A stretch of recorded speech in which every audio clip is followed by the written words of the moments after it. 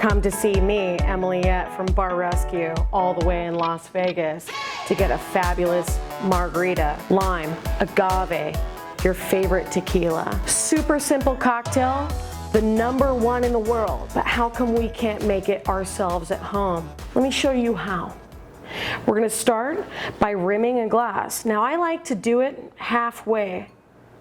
Now the reason I do this is so that you can dip in and dip out whenever you like.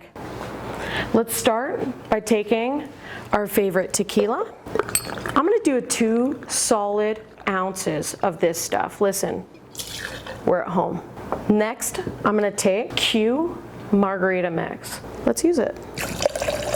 Shall we say, I don't know, the whole can? Seems easy enough. A little bit of lime.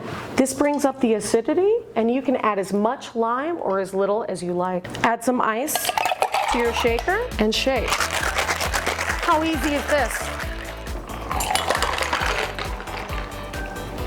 Look at this, perfectly balanced. Sweet, sour, with the agave and the key lime. This makes this a spectacular margarita. Simply garnish.